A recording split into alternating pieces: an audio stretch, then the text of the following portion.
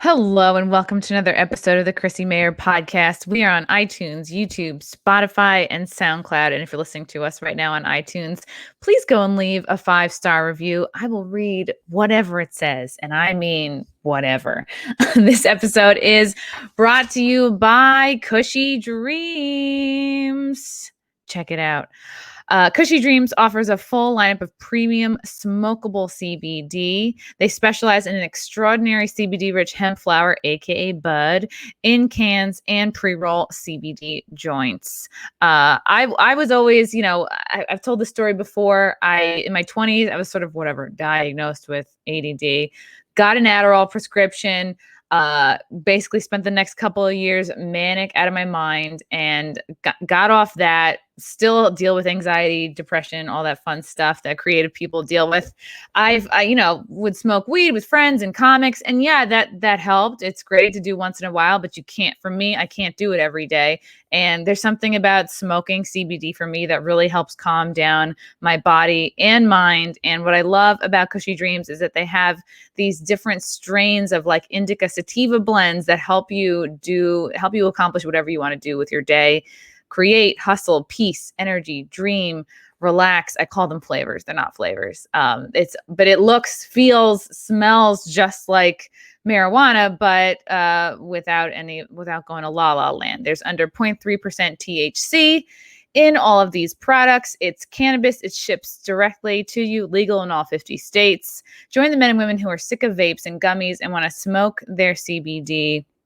Cushy Dreams. It's KUSHY dreams.com. Use the promo code CMP for 20% off every order, not just the first, second, third. Plus, you're going to get free shipping. And I believe they have this special going on right now, a 5-pack of these CBD hemp-rich pre-roll joints. I'm definitely a big fan of the joints. Like, I guess I don't have I have a little elephant bowl and it just doesn't work for me. Maybe I need to step up my bowl game, but I really love their joints. It sounds funny to call them joints because it's not weed, it's CBD, but grown here in the USA. These guys are obsessed with quality. They're constantly doing independent lab tests for compliance and purity. So check them out. If you deal with anxiety, depression, and you need a little pep in your step, that's not going to make you super high or, crazy feeling, go to Cushy Dreams. Check it out, guys. Use the promo code CMP. Get yourself some savings. Also, this episode is brought to you by Adam and Eve. Go to adamandeve.com. Whoops, that's Cushy Dreams again. I'm just figuring out this technology. Here we go. Go to adamandeve.com. It's the number one adult toy store for a reason. Oh, look, thrusting vibrators. Right on time. This isn't just like your cheap, shitty sex toy store of the 90s. You know what I mean? They've got a lot of top of the line vibrators. Like, I really kind of have my eye on this, what's it called? I think it's called the well, I don't know. I don't want to waste a lot of time with this. But they have a lot of great toys. Christmas has come and gone, and that doesn't mean you don't have to, you can keep coming too, right? No, I totally fucked that up. I did that better last episode. But if you didn't get what you wanted for Christmas, hello, you can get it for yourself. Go to adamandeve.com right now. They've got all types of vibrators, toys for men too, bondage stuff, lubes, lingerie for couples. Really, the sky's the limit. Get something for yourself, your sister, if you're close with her like that, your girlfriend. Go to adamandeve.com right now. You're going to get 50% almost any item online with the promo code CMP. Plus, you're going to get free shipping. I mean, I think the only thing better than coming is savings, right? I agree. All right, guys. Without further ado, I'm so excited to have this guy on the pod. We are actually long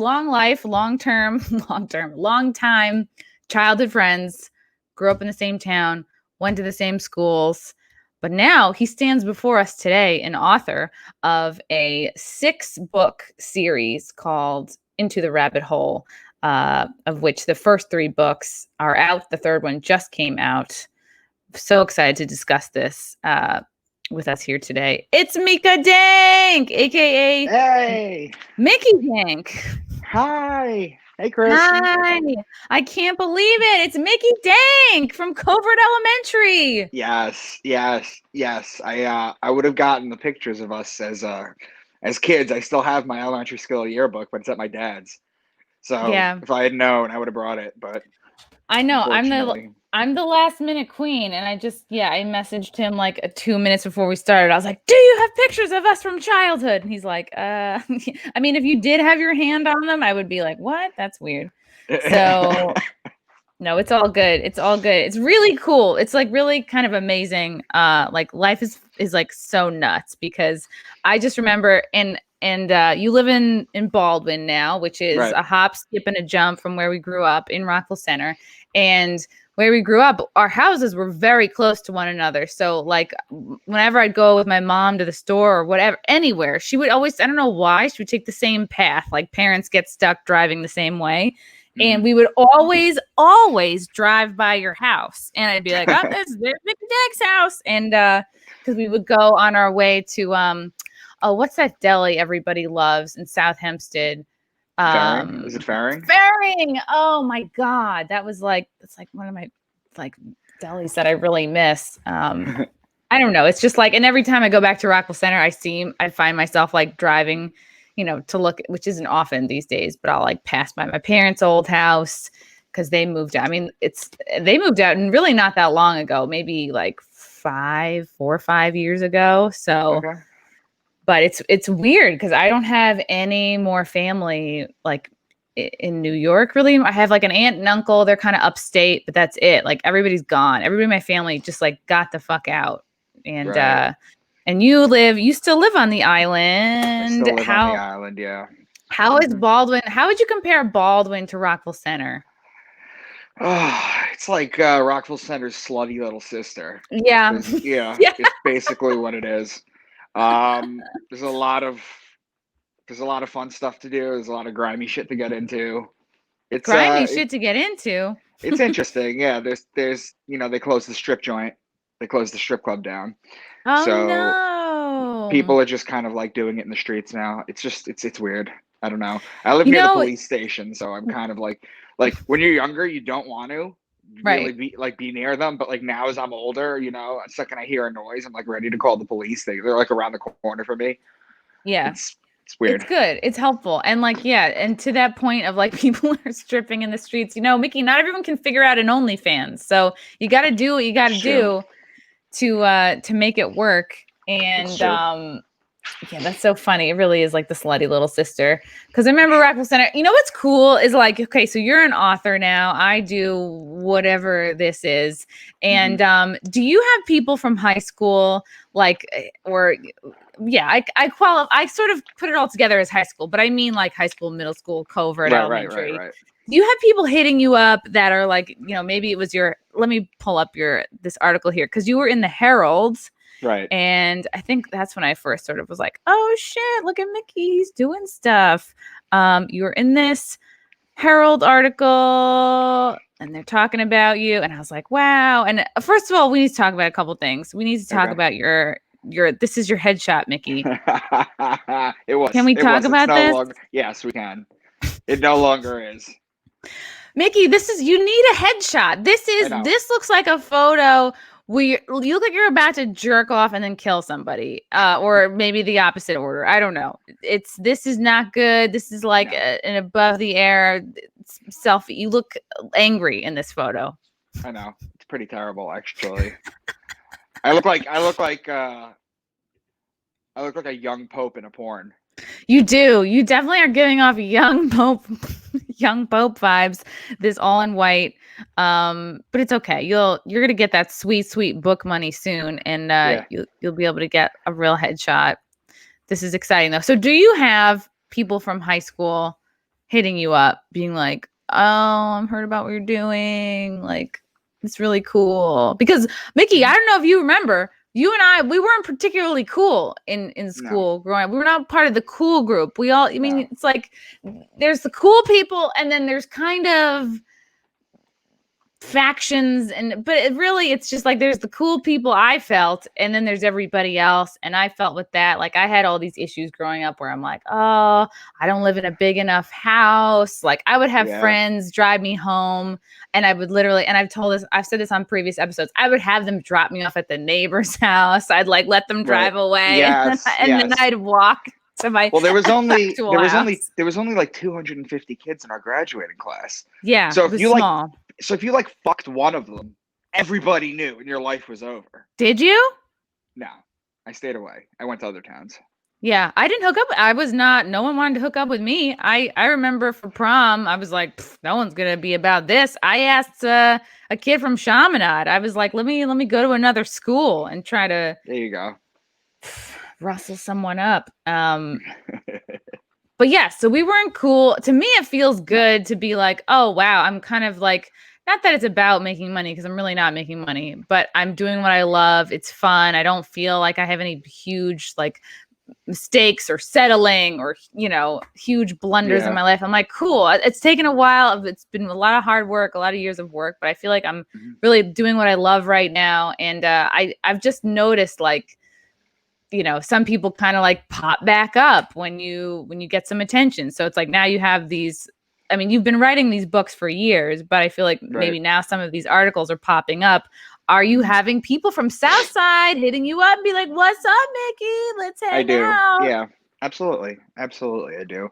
I mean, I didn't run with the cool kids, but I didn't have issues with anyone really, just because our class was so small. There was no need to like beef with anyone.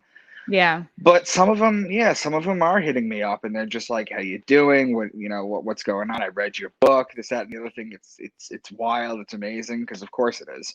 And they definitely circle back. It's funny. More so, I think more so if you're a girl that ends up doing something with her life. The expectations are so much lower. Well, I don't think it's because the expectations wow, are so I thought much you were lower. Dumb. Yeah. Like if you get to like 35 and you're still trying to like make it an entertainment and you're not pregnant and have a kid yet, then like you win. I think you win. I think that's what it's called. I do. I think you do, because I would rather do what I want to do, than settle and then just not. Do you know what I mean? Like, yes, like I would rather almost like I have myself as the example. It's the only one I have. It's like I'd rather things take a little bit longer to catch or to blow up than to just like, I don't know, because there is very much this pressure out of high school, out of college, to like find a dude, get married, have a kid. I got this pressure from my mom as well. Like, when are you having a kid? When are you having a kid? She's dead now, so no pressure. No, I'm kidding. She visits me through my TV. But like, it definitely, you feel this pressure and you're like, I kept going along, like pursuing comedy. And then there are times you look back, like, did I fuck this up? Did I just like ruin my chance at a like normal life? But I do feel like I went the right way, and I'd rather have things take longer than to like whatever settle and then you have major regrets. Yeah, because I could see the regrets in the future, and I want no part of that. The good thing about being a writer, although it's been a little difficult for me lately because I'm starting to like really get around the podcast scene, and I've only been doing this for 6 months, Chrissy. My first book came out 6 months ago. So in 6 months, you've seen all like the places that I've been and I've been doing. It's easier because whereas you have to like fly and go somewhere and do a show, right? I could just sit here and sell my books online or do an interview with you like on the phone, and then it gets around and then people are interested in the books, this and that. It's a lot easier to be an author than it is to be like a comedian or an actor. Because I was an actor in high school.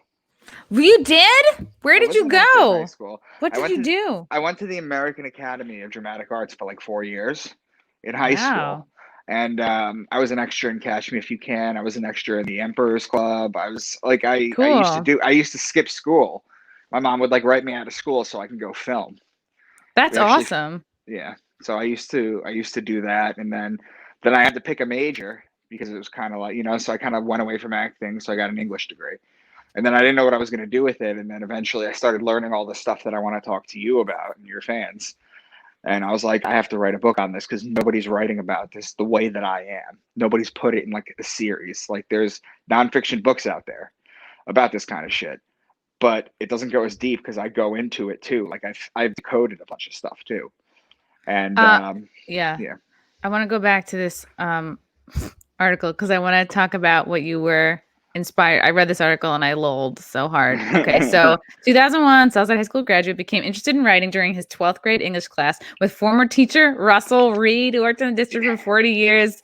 And you remember reading Inherit the Wind, Catcher in the Rye, and immediately was like, what a nerd. I didn't read any of these books. I definitely, what's it called?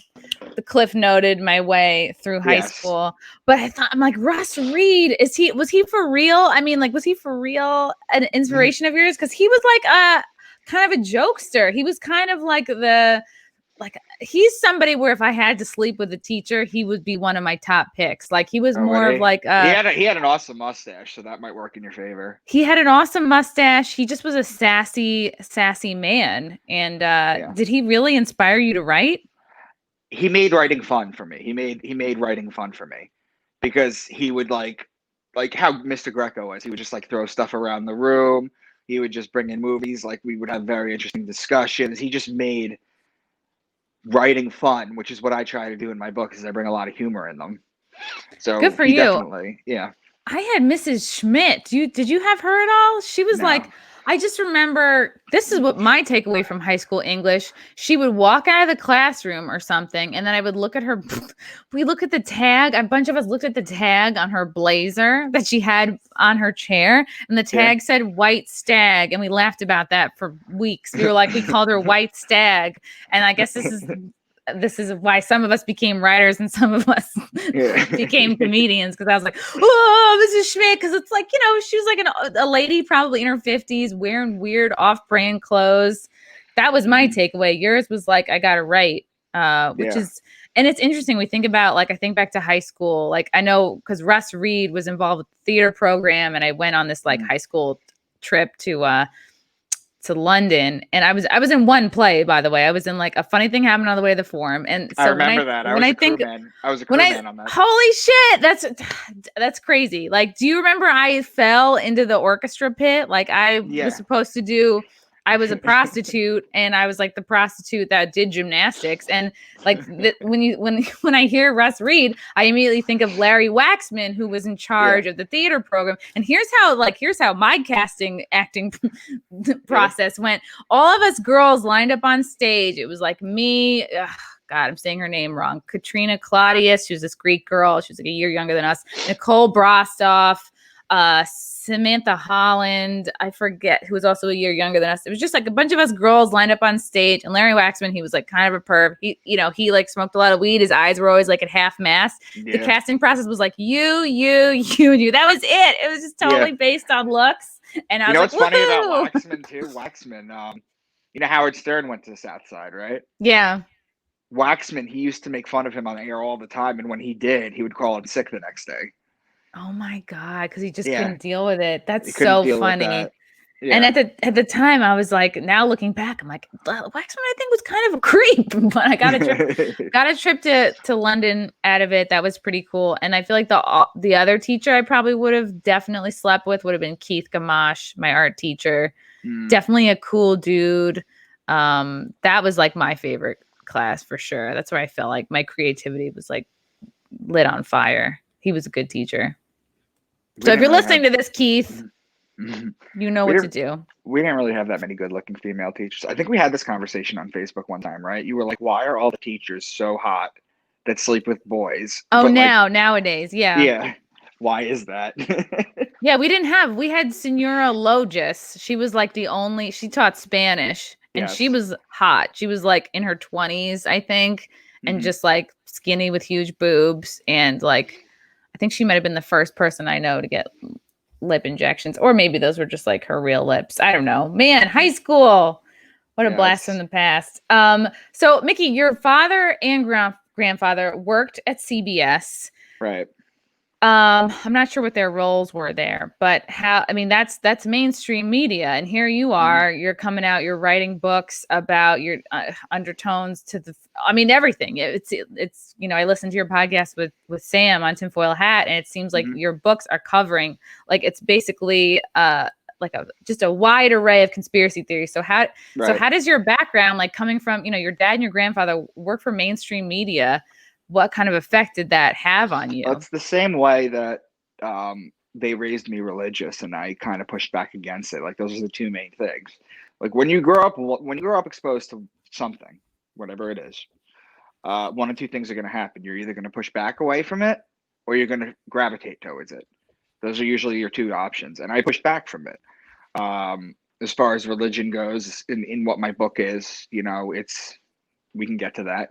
But as far as like them going, it's basically what they do. Like I remember being a kid and I used to go there. My dad worked overnight, so I would go there on like a Friday or a Saturday.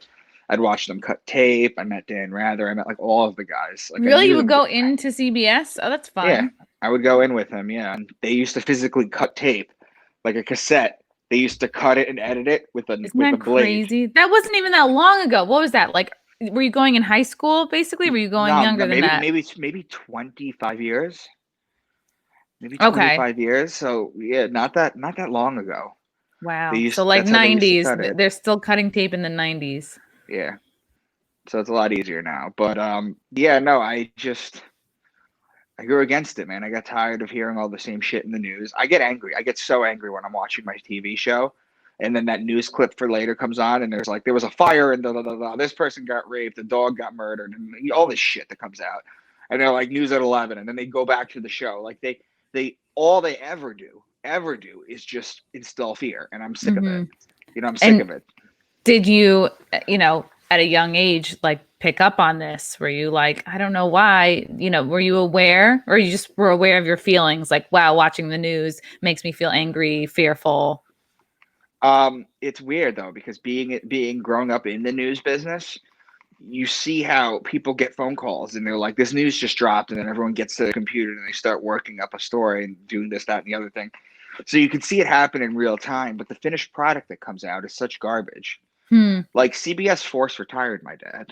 Why? He wanted to still work there. Yeah, he wanted to still work there, but they force retired him because what they do is they bring in some young dildo who's like 25 years old. Promo code CMP for 20% off. Yeah, that's true.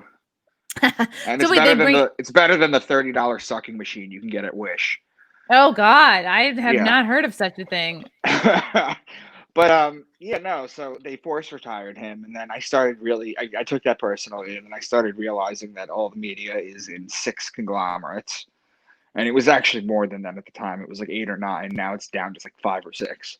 Right. And have you ever seen that Sinclair video where they're all repeating everything at the same time? Oh yeah, this is a danger to our democracy. Yeah. Yep. So you were getting like, so how old was your dad when they retired him? Maybe 65. Yeah, they're like on the spot. No, he wasn't like young.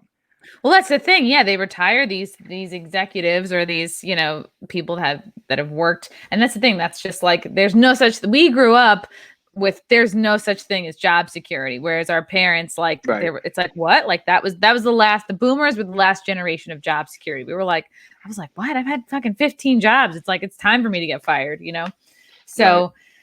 That's interesting. So they kind of let your dad. What did your dad do after that? Did that sort of sour him on the mainstream media? Did he? No, he ended up. So he was at CBS, and he ended up doing like a per diem thing at Fox. So Fox picked him up, and it was kind of like the other way around, with the right versus the left, and right. Picked him up. He just kind of held his head down, and then after like 2 years, he I guess he didn't like it or something, but he stopped doing that, and he's been retired since. But it's interesting seeing and knowing all the news guys, because what happens behind the scenes is totally different than the finished product. Behind the scenes, it's actually like the news from the 50s with like people smoking cigarettes and like trying to like punch out deadlines and try to get this information down, but the finished product is just garbage.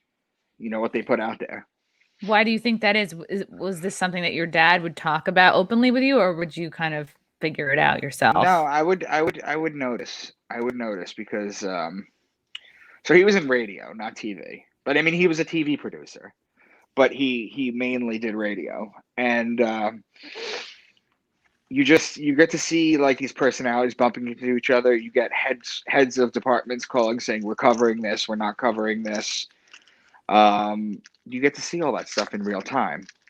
all the stuff that like Jeff Zucker now, how everyone's trying to get rid of him and everything because no one Yeah. can stand him because he's such a piece of shit. Everything. It's very similar to that, I guess. I've been hearing Zucker's name for a very long time. Like I had internships in college. Like I interned at, because I really wanted to be a news reporter when I was in, that's what I thought I was going to go to school for. Mhm. And I interned at Dateline and I got a load of Stone Phillips. And I was like, oh God, this guy's boring as fuck. Like this is what I want to do. Really? Oh, and I have to move out to like Alaska and it'll take me years to work back to like a relative, town kind of. Right. So I was like, I don't know. But I remember hearing his name all the time. And even though my job was an intern, I'm just doing menial tasks. Like I'm just getting people coffee and making copies of like the show rundown and stuff. It's like you do like, I was like, oh, this is fast paced and exciting. But I still was like, oh, this is very boring. And then I interned at Conan and I was like, oh, these are my people. Like this is my scene. That's when I was like shifted from like news to comedy. And I didn't even know what it was, but I'm like, oh, this just like feels better. Right. I agree. So you would watch like, so you kind of learned early on, okay, certain stories get killed, certain stories get warped. Like the news is not what it starts out to be. And as we all know from listening to, gosh, I forget her name, but you'll see the clip all over of this reporter, like when she had all the Epstein stuff and she was about to let it rip, and everybody, all her producers had her kill it, and she's like, oh damn, and then when the stuff comes out, she's like, I had it all, I could have been me. I mean, a part of what the funniest thing in the world is that Alex Jones has been talking about this shit for like 10 years. Yeah, and I didn't really get onto Alex Jones until this year. I mean, like. This year has been my like waking up time. So I had a lot of catching up to do. Yeah, it happens. I mean, everybody's at its own pace. The thing is, you can't wake anybody up.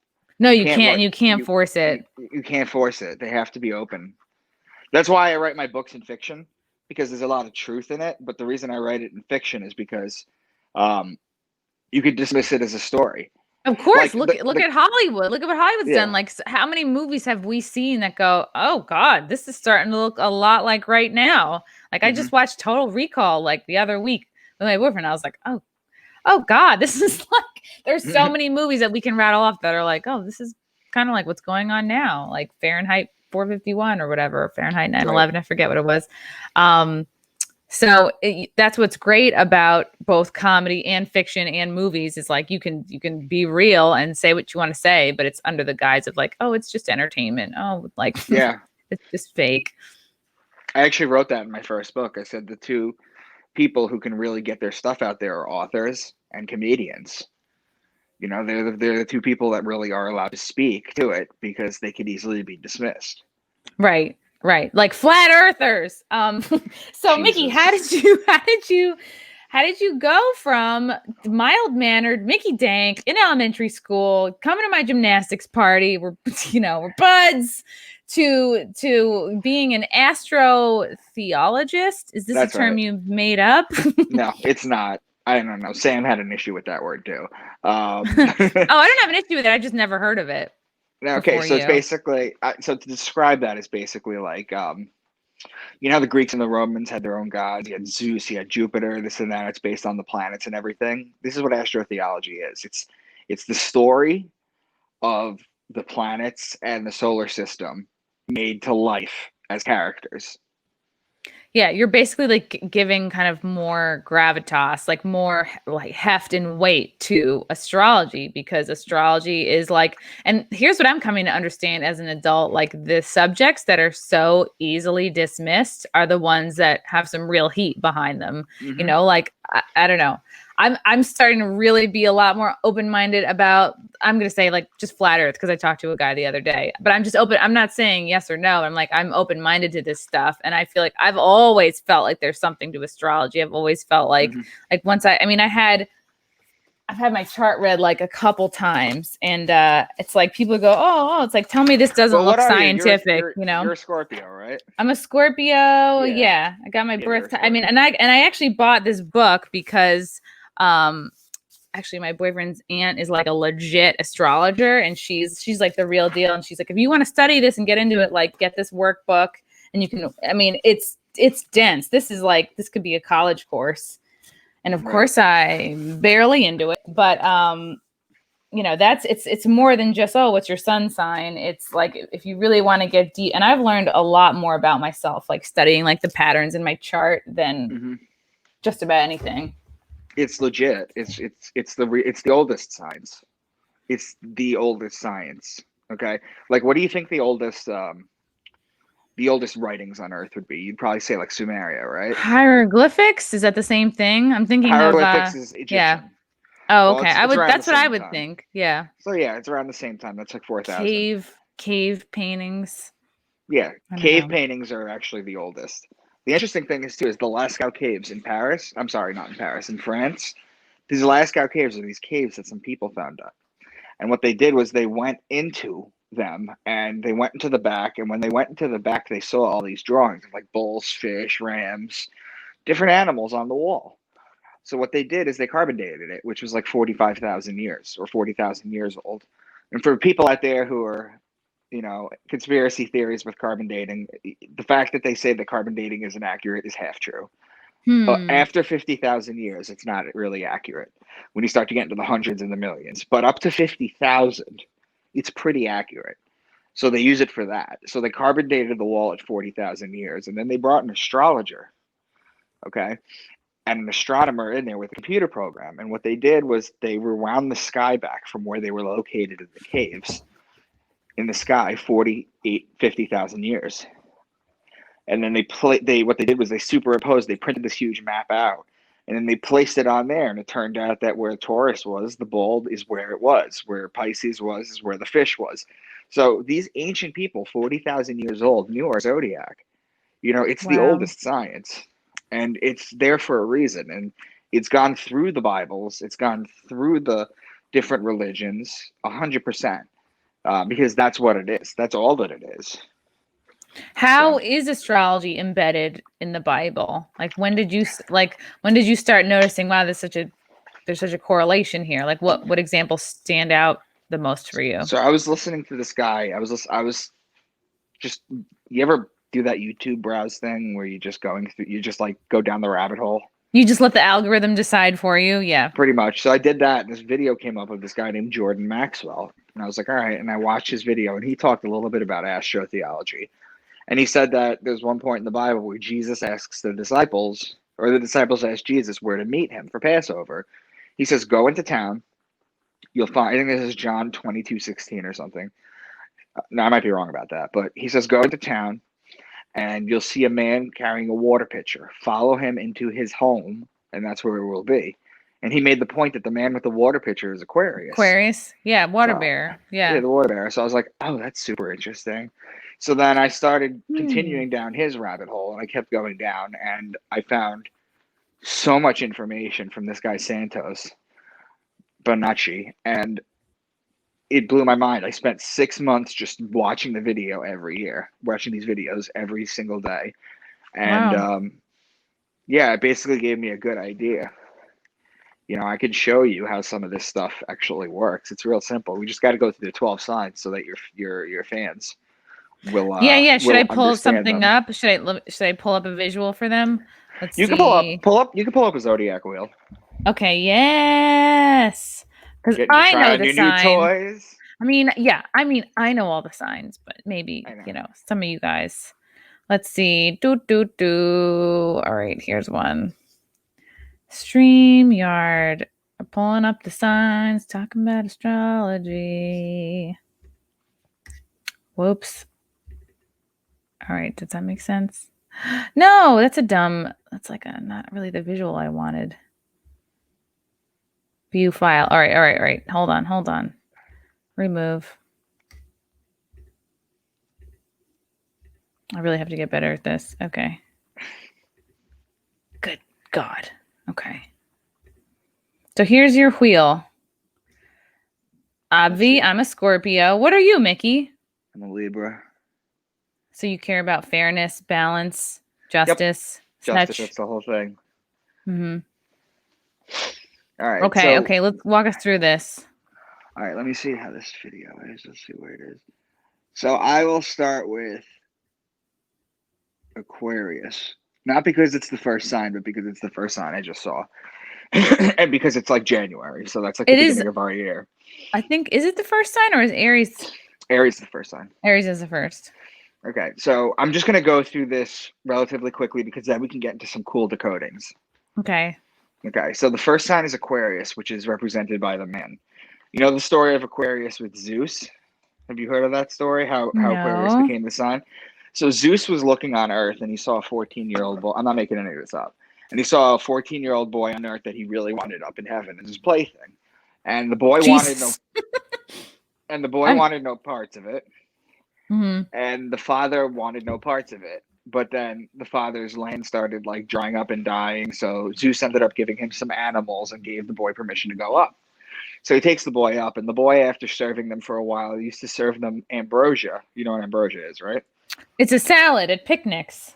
Yes, it's that too. But it's also like the drink of the gods. Okay. It's the drink of the gods.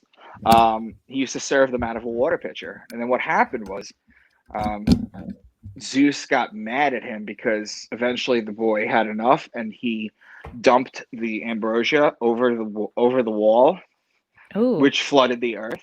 And that's where they get their flood story from. So basically, Zeus is mad at him and he was going to punish him, but then he self-reflected and he realized that he kind of pushed him to come up and this, that, and the other thing. So he immortalized him as the sign Aquarius. So that's that. So Pisces is the sign of the two fish in the water. Mm-hmm. You ever notice the Jesus fish on the car for Christians? Is it? No, it's usually one fish. It's one fish, but it's the fish. It's the Pisces fish. When you take the Pisces fish from the Jesus fish and you combine it with another one, if you take the middle part of it, you get the Vesica Pisces. Okay, which is like a secret, some secret knowledge, I suppose. It's also the two fish. It's also why Jesus fed the masses with two fish. Yes. When he was on there. So Yeah. that Aries is the ram, and in Aries you have March 21st, which is the spring equinox. It's a 12-hour day, 12-hour night. And it's also right when you have the Passover, or the passing over of the sun over the equator. So it's called the Passover. It means one thing, but it's actually the passing over. In Christianity, it becomes the resurrection. It just becomes the resurrection of God's Son. So you have the passing over of the Son coming back to life, and the resurrection of God's Son. It's why the Jews smear the lamb's blood on the door to protect them. Right. Right. And it's Jeez. yeah, and it's also why the Jews blow the ram's horn at the sky. The ram is Right. Aries. Oh, So wow. yeah, so basically that's why they do that. And Taurus is the bull. And you have to remember is that it's important to know is that when these when they were trying to figure these signs out, there was no clocks. There was Right. none of that shit. All they had was like sundials, and they could follow the sun in the sky and track the stars. So you had to be able to know when winter was coming, when to plant your crops. Otherwise, you'd have nothing for the year and starve to death. So they would look at the stars and figure it out. So Taurus is the bull. So when you look at the sky and you see Taurus during the season, you know that you need to put the plow on the bull so that you could plant the seeds and you get them at the end of the year. What? Okay, interesting. Very cool. Yep. So Gemini is the twins. There's nothing really significant that happens there. It's the story of Castor and Pollux Troy, whose sister was Helen of Troy. The story of Achilles. Okay. Cancer is the crab. It's the sideways moving creature. The crab goes like this. And it's because just as the sun rises a degree on its axis every day from December 25th, it stops on June 21st. And then for 3 days, the sun stops on its axis. So it doesn't rise, it doesn't lower, it just stays on the line. And then June 25th, it lowers a degree. And then it continues to lower degree all the way down every single day until it hits December 21st, okay, which is the winter solstice. And then for 3 days, the sun doesn't rise any higher, okay, which is why they said that God's son was dead for 3 days. They were just confused. And then what ended up happening was on December 25th, the sun rises a degree, and it's the birth of Jesus. It's the birth of everybody, every religious mainstream God. So Leo is the king. The ruling planet of Leo is actually the sun. And Virgo is the woman holding the wheat stalk. So Virgo is the virgin holding the wheat stalk. So remember, you plant in Taurus, right? You see the bull, Yeah. you plant in Taurus. The virgins will cultivate the wheat in Virgo. I like That's this what. one better. Hold on. I It's like fine. this one better because Yeah, it's keep got looking at like that. the correlating animals, and so people can Yes, see that better. that's fine. So basically, the virgins will cultivate the wheat in Virgo in order to make the bread. So that's why Virgo is the bread. Yeah. So basically, you have Libra, which is next, which is the wine season. It's also the justice. It's the scales. It's the balance. It's the just That's right one. here. Okay. Yeah. And it's the reason it's the justice is because it judges God's sun as it passes over the fall equinox and begins its descent into winter, into the cold, into the death. And the Wow. Jews always celebrate their new year around the fall equinox. And Hmm. Libra is also wine season, which you plant for grapes in Taurus and then you cultivate the wine. So in Virgo, you get the bread. In Libra, you get the wine. So you get the bread and the wine. Those are the symbols of Christianity. Wow. Did you cover Leo yet? Wait, might be in a Yes. different order. Okay. Okay. Leo is the lion. I'm gonna get to Leo too because it's a pretty Okay. cool decoding thing too. But Scorpio is the scorpion, and the reason Scorpio is a scorpion is known as the betrayer, is because when a scorpion bites you, it leaves an imprint in your skin that looks like two lips. That's where the mafia gets the kiss of death from. Isn't it like 2 marks or something? Actually, I've never bit by a scorpion. I'll have to Yes, look it up. it's two marks. It looks like a pair of lips, Wow. and it's why the mafia is the kiss of death. It's why Jesus was written that he was betrayed by Judas with a kiss, because Judas is the betrayer. That's the kiss. So Damn. Jesus is the sun, and Judas is Scorpio. So the sun is judged in Libra and betrayed in Scorpio, and then Sagittarius, the man with the bow and the arrow, finally kills off the sun, and the sun dies in Sagittarius in December 21st. Wow. Okay, and then finally Capricorn is the goat because he likes to climb the mountains. If you look at the zodiac wheel, I'm trying to look at your zodiac wheel right now. I don't know where the This goat one might is. not even be in order. I just liked the No, pictures. that's fine. The goat is usually at the bottom of the wheel, and as the sun starts to climb a degree every day, just like the goat climbs the mountains, that's why. Interesting. So Wow. Right. we Because got like these signs are so old, they're just using like what's around them, basically. exactly. So if I were to ask you, I forget you. I remember you used to go to church, but I think that stopped. Like, Yeah, I went to Methodist. I went to first. I don't know if it was called. It was the Methodist Church in Baldwin. Like we would go all the time, and then I was confirmed at 14, and then we like barely went back. And then there was like kind of a scandal at the church where like the lady pastor ran away with somebody's husband, and it was like, I oh, thought that was pretty. I thought that was pretty cool. But that's some juicy shit right there. yeah, yeah, it was fun. Wow, Yeah. Jesus Christ. Okay, so Did I'm you go to gonna church? No, you're no. Jewish. Yeah. Yeah. Um, I'm nothing at this point, to be honest with you, because I think that all religions all can be decoded with this kind of information, and that's all that these books are. Yeah. And I've done a ton of podcasts everywhere on it. I'm just giving you a taste of it. But now that we got the 12 signs away, we could start decoding shit. Okay. Okay, do you want me to take this away? Uh, I could put up a different one. Whatever you want to do, it's fine. I'm just gonna go through some. I'm just gonna go Okay. through some phrases. So you heard the phrase "pride comes before the fall," right? I've never heard of that. Really? That's why I asked if you No. went to church. All right, so pride comes before the fall. It basically it's a famous Christian prophecy. It just basically means that people who are prideful, it sets up a downfall. Yes. Okay. This is starting to sound familiar. Okay, but basically, if in Astro-Theology, a group of lions is called the pride. Right. So Lion the Leo is in July and August. That's before the fall. Okay. Interesting. And the other one, there's another one too, is that in the book of Micah, my namesake, actually, he predicts that the Savior is going to come from a town in Israel called Bethlehem. Okay? So the Savior will come from Bethlehem. Bethlehem in Hebrew is two words. It's Bet, which means house, and Lechem, which means bread. So the house of bread. We've already gone over A that. bakery. The house of bread is Virgo. House of Oh, bread. The Virgo with the wheat stalk. okay. Wow. So does that mean someone's going to be a Virgo who's going to save us? Virgo is No. supposed to be Virgo is the virgin. Okay, so the savior will come from a virgin. Wow. Damn. There's just multiple meanings. I mean, Jesus is known as the scapegoat of Israel, or the goat sign, which is Capricorn. He's known as the Son of Man, or the man sign in Aquarius. He's known as the fisherman of men, or Pisces and the two fish. He's known as the Lamb of God, or the ram in Aries. He's known as the Lion of Judah, or Lion Leo. The lady holding the wheat stalk, he's born of a virgin, and he's also called the bread of life. Wow. Libra is the scales of justice. He's known as the just one. Then he's betrayed in Scorpio, dies in Sagittarius, and it's also why he's worshipped on the Sunday. Jesus is a metaphor for the sun. Wow.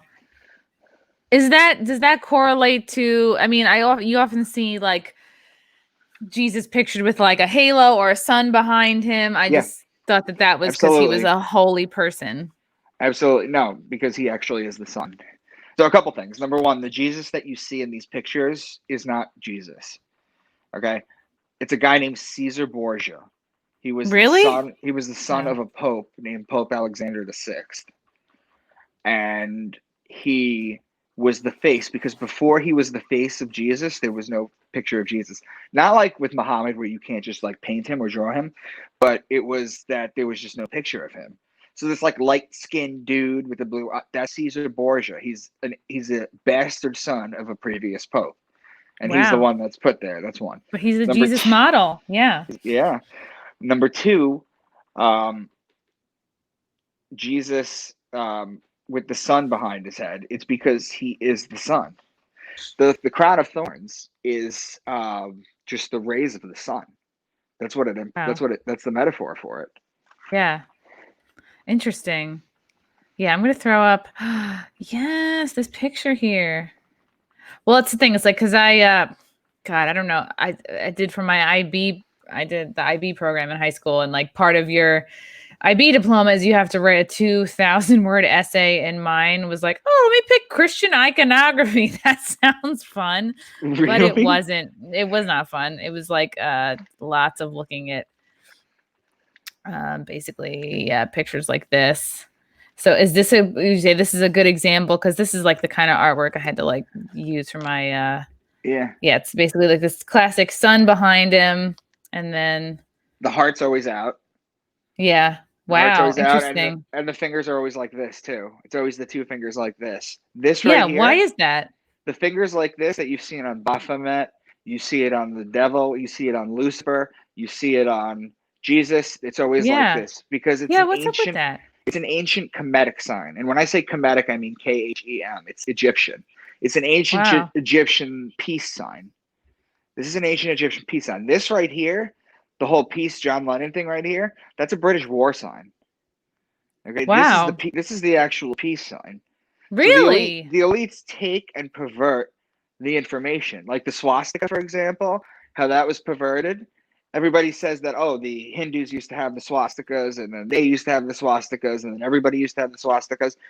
The swastika comes back because if you look at the night sky on the solstices and the equinox, those 4 specific days, and you look at the Big Dipper, and you take a picture of it, and you combine them, it forms a swastika. What?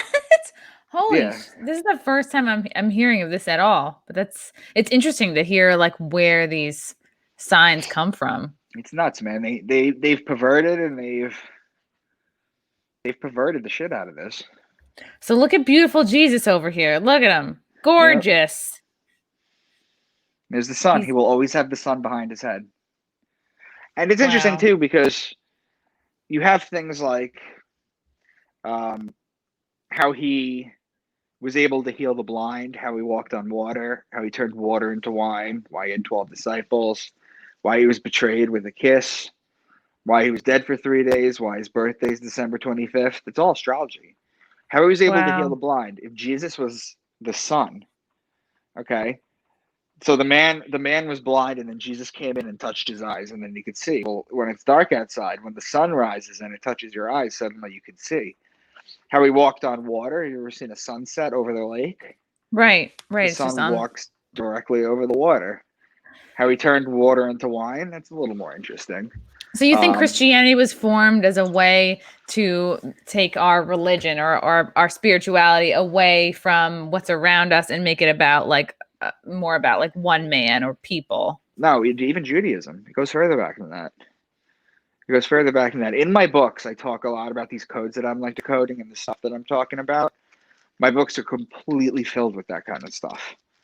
And they're fun to read. So that sounds good. Yeah. So like, let's talk about these books. So you have, first of all, I also want to know, do you get shit for being a man who's into astrology? Because and I think this is important, good work that you're doing.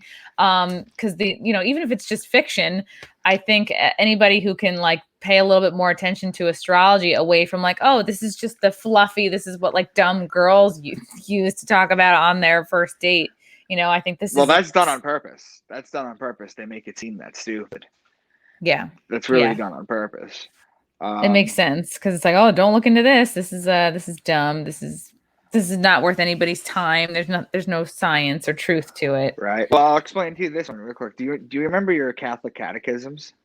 Did you have to learn any? No, well, I was raised Methodist, so I didn't. That's Protestant, so we didn't learn any. Gotcha. I learned Catholic stuff. I mean, I actually went to a Jesuit college, unfortunately. No, which I didn't know. Now I'm learning about all this stuff. I'm like, my first two books are about uncovering stuff that the Jesuits have done.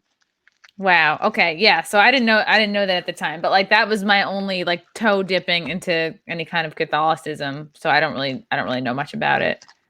Right. Well, they're catechisms, which are basically like, I don't know how to describe it. It's probably something like the amendments of the Constitution. Okay. Right? They just kind of like add shit to it, and they add thousands of it. I'm going to read you Catechism 2116 real quick. All forms of divination are to be rejected, recourse to Satan or demons, conjuring up the dead, or other practices falsely supposed to unveil the future. Consulting horoscopes, astrology, palm reading, interpretation of omens, and lots, the phenomena of clairvoyance and recourse to mediums all conceal a desire for power over time, history, and in the last analysis, yada, yada, yada. You see what I mean? They flat out tell you.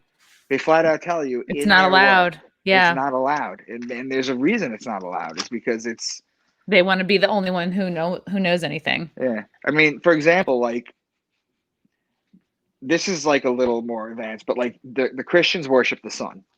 Okay. The Jews worship Saturn, the planet Saturn. It's known as the black box. In fact, Saturn has rings. That's why you have wedding rings. You have the ring to symbolize your marriage. That's why women wear earrings, is because they were told you had to listen to your gods. That's why they got their ear pierced and wore earrings. It's all Saturn worship. That's where it all goes back to. What about body piercings? You mean like nipple rings? Listen to your genitals. Yeah. It's a Nuva ring. It's all connected. Yeah, no, it's all interesting stuff. All right, so that makes sense. That makes sense. So, does anybody give you shit for being a man who's into astrology, or is it just? Well, this isn't that kind of astrology. This isn't the kind of astrology I'm doing. I'm like decoding the Bible with like the 12 signs. I'm not exactly. I'm not. First of all, and this is first of all, okay. If anybody asks you for your sign, okay, you got to know right off the bat that they don't know what they're talking about. Because if you want to get into astrology, you need to know your birth time. Yeah. It's your birth time and what city you were born. Then they can plug it into the computer, figure all that shit out. Yes. Mm-hmm. Exactly. And then we get this. Boom. Yes. Oh, God, that's complicated. Yeah? Does it look messy? Is that just you? This is me. This is me. Yep. Does it look fun? I get mine done every year, Chrissy. Oh, this was done in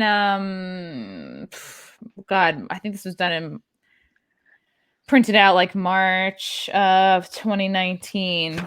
But the natal chart doesn't change. No. It's just like if you look at one singular date. Yeah, I have a lot in Scorpio. I gotta have this read, or I gotta like learn how to read it myself again. So it's all about the birth time. That's how you can look at the chart. That's how you can kind of And see then the if they were, future. if somebody wants to ask about astrology, they're not going to ask your sun sign. They're going to ask your big three, which is your Moon sign. sun sign and your ascending sign. God, I can't. I know my moon is Aquarius. Which one is the ascending? I wonder if I think my ascending might also be Scorpio. I don't know. I gotta look through it. Interesting stuff. Okay, so how did you get like do you know what you're gonna write for all 6 of these books, or do you just basically like pitch it like, this is about what I'm gonna do, and then you're kind of feeling it out? So they're all done. All 6 books are done.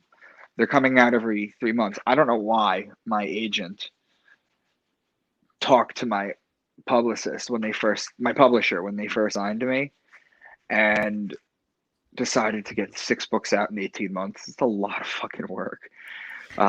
Does feel like a lot, but I don't know. Maybe they know best. Look at this. So we have Beneath the Veil. That's the first one that's come out. The Sacred. These are all available for purchase on Amazon, which I will purchase as soon as we're done here. The Sacred Stones, book number 2, and The Secret Weapon. This just came out. Mm-hmm. Can you briefly, like, just for anybody who's just brand new to all this stuff, how would you So these are basically the best way I can describe this book series is if you had how do I describe this? If you took Dan Brown's Da Vinci Code and took out the main character and instead put in Neo from The Matrix. That's kind of how this book series is. The 6 books are about astrology. You will learn everything about astrology, and I'm talking real astrology, not dumb moron astrology. You'll learn real astrology, and you'll learn codes in the Bible, and these are fun, entertaining stories too. The other thing is that there's also some interesting plot lines. So it's astrology is the main codes, like all the cryptograms, anagrams, that's all astrology. But the storyline, the plot line, are all conspiracies. In fact, one of my characters, Blur Slanders, he's the TV guy. You'll realize this. You can just read him in Alex Jones's voice. That's kind of how I wrote it. That's great. Yeah, so when you read it as him, because I did like character study him for like a year. That's awesome. Yeah, I remember hearing you on Tinfoil Hat. Some of your other your characters all are anagrams, or like they're mixed up spellings of other people. Like one is kind of loosely based off Hillary Clinton, which is really cool. Mm-hmm. Yes, that's right. How do you get into? Do you tackle this in your book? So you talk about like right now we're in the age of Aquarius, and could you explain differently like what these different ages are in humanity? So let me put it to you this way. We're gonna lead us on a big question. During the Egyptian time, it was the age of Taurus. Okay, and you can look at their hieroglyphs. They had bulls with the sun between their horns. They can't make it any more obvious than that. You know, they were the main ones, and then they start to fall away as the age of Aries comes up, and the Jews become prevalent. And the Jews are the ones who are out doing this thing, blowing the ram's horn, put the lamb's blood, sacrificing the kid. And then what happens is they start to go away, and then Christianity crops up in the age of Pisces. This is done on purpose. This is done by those that control everything. They're controlled by astrology. Okay? And then what happens is now we're at a point where Christianity is under fire because we're in the age of Aquarius now, and a new world religion has to happen. Is there any wonder why they're talking about a new global world religion? They have to be. Right. And it's like, well, what is it going to be? It's not going to be like Islam, right? Like the Catholics are kind of screwed right now because they got a lot of bad PR. Right. I don't know. It also seems like a lot of folks are moving away from like religion per se and just like into their own spirituality, whatever that means for them. Right. And that should be the age of Aquarius. That's going to be the new age. New age of Aquarius is going to be 2 things. It's going to be a spiritual awakening. And then from the elites, it's going to be a merge with machines. Yeah, which like we have been seeing for a few years now. They're pushing contactless payment. We know that like I think it's either Discover or MasterCard is merging with some kind of a project with Bill Gates to get, Is this the custom credit store that Alex the Jones talks chip. about? Yeah. The chip is coming, man. They're merging with machines. You don't understand. It's transcendental.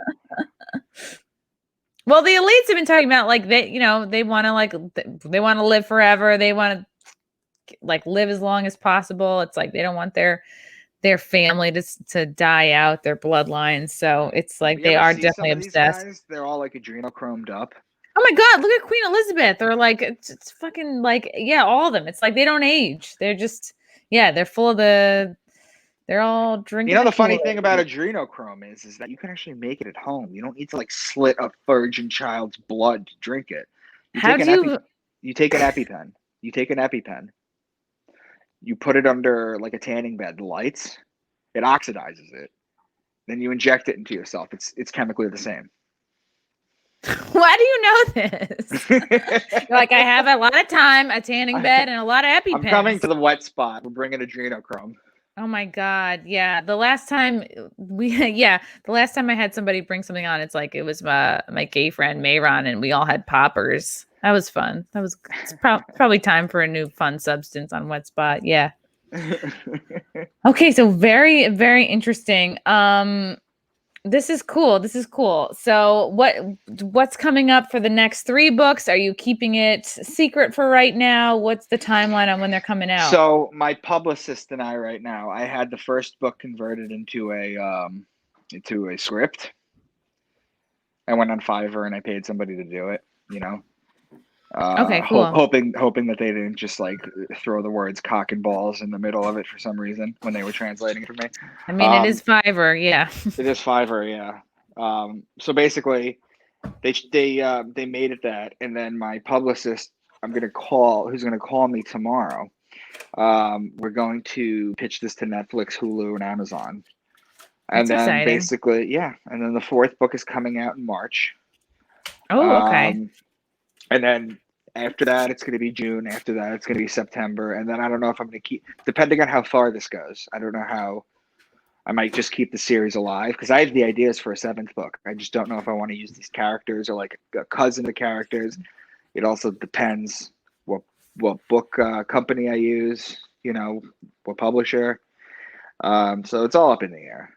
What's your writing process like? Like, how does inspiration come to you? Because like, listen to you, wow, this just sounds like, it just sounds like a lot to write. And was it intimidating at any point? Or you just like had all the ideas ready to go?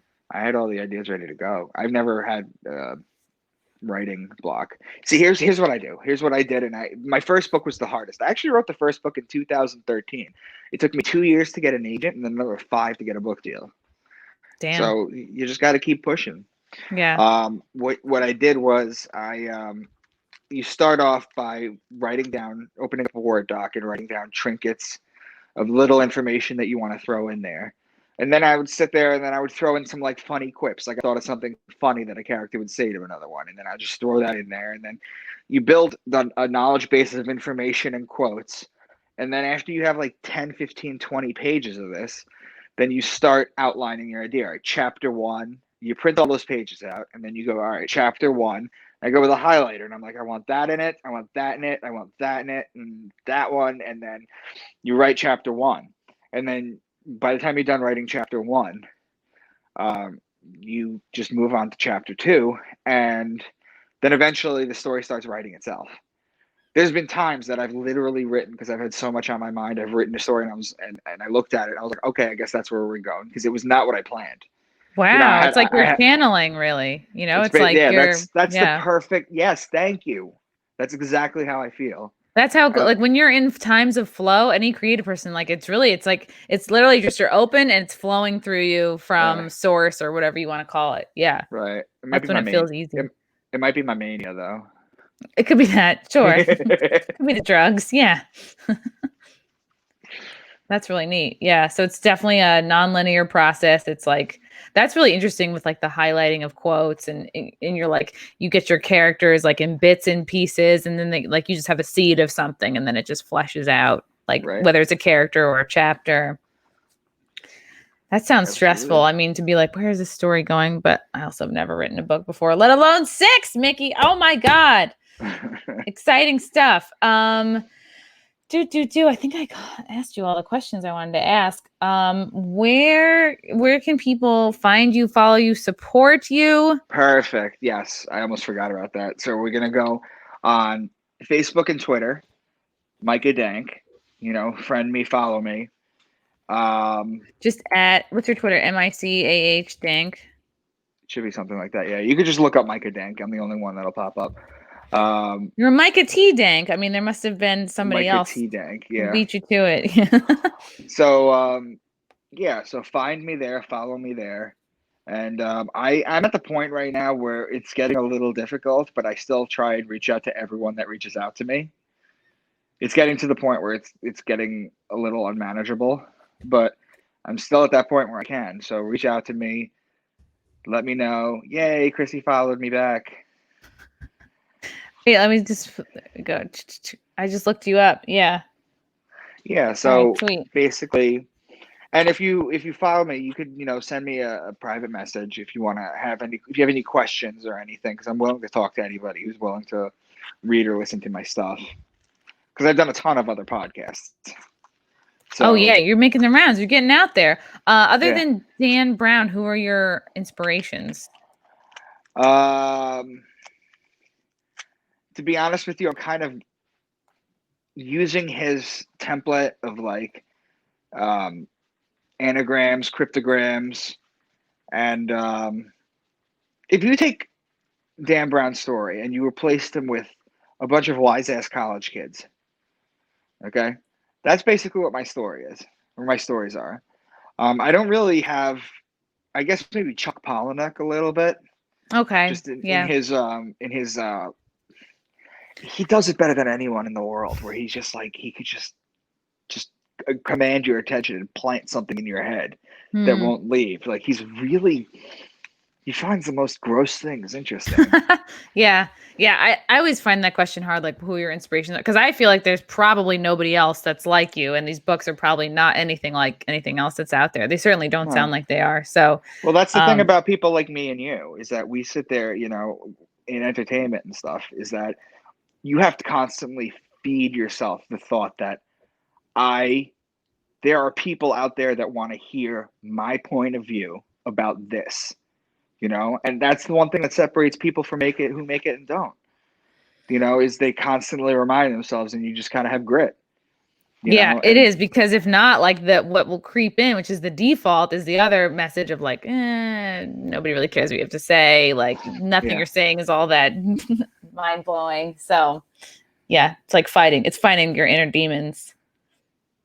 Yeah.